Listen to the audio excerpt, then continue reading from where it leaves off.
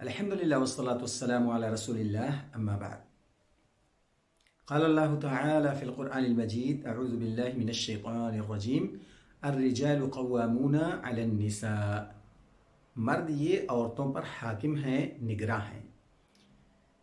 यानी एक शख्स ने जब शादी रचा ली, शादी कर ली, तो उस पर न सिर्फ उसकी अपनी जिम्मेदारी है बल्कि उसके कंधों पर मजीद एक जिम्मेदारी और आ जाती है कि वो अपनी बीवी का ख्याल करे, अपने बीवी बच्चों को खिलाने पिलाने का पूरा इंतज़ाम करे। निगरानी का मतलब ये नहीं कि बिल्कुल 24 घंटे सर पे खड़ा रहे कि मेरी बीवी क्या करती है, कहाँ जाती है, कहाँ आती है।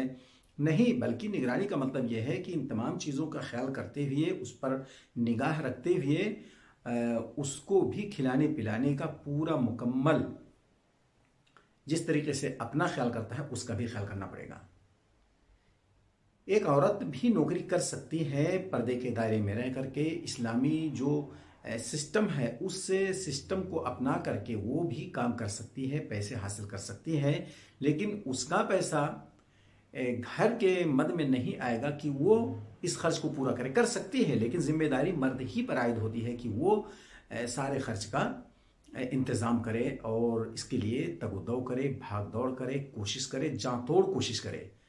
ऐसा नहीं कि घर में बैठ करके हाथ पे हाथ रख करके बैठ जाए कि मैं क्या कर सकता हूँ, मैं कुछ नहीं कर सकता हूँ। मर्द ये नहीं होता। मर्द हालात से लड़ता है, हालात से टकराता है, चाहे उसको पहाड़ तोड़ना पड़े या ज़मीन खोदनी पड़े या कोई भी मुशक्क़त से मुशक्क़त भरा काम करना पड़े, लेकिन वो खुद के लिए और अपनों के लिए अच्छी मेहनत करके और रोज़ी रोटी का इंतज़ाम करता है। इसलिए हम इस बात का ख्याल करें कि घर के अंदर जब आए तो सर उठा हो। ऐसा नहीं कि घर में जब आए तो सर झुका हुआ हो।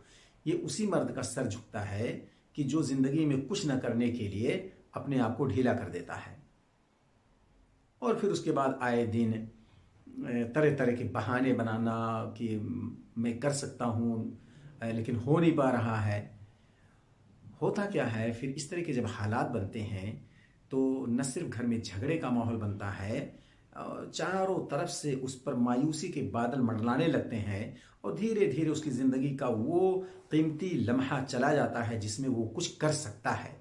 अगर ये वक्त ज़ाय हो गया तो फिर आगे चल करके वो सिर्फ घर में बैठ करके मक्खी मारेगा, इसके अलावा उसके पास कोई काम नहीं होगा। इसलिए हमें चाहिए कि हम इस जिम्मेदारी को महसूस करें और अपने कंधों को मजबूत करके घर से बाहर निकल करके रोजी रोटी का इंतज़ाम करें, मेहनत करें, मुशक्क़त करें और इसके लिए सुरखरू हों। अल्लाह ताला हमें अपनी ज़िम्मेदारी को समझने की और उसे भरपूर निभाने की तौफ़ीक़ अता फ़रमाए। व आख़िर दावाना अनिल हम्दुलिल्लाहि रब्बिल आलमीन।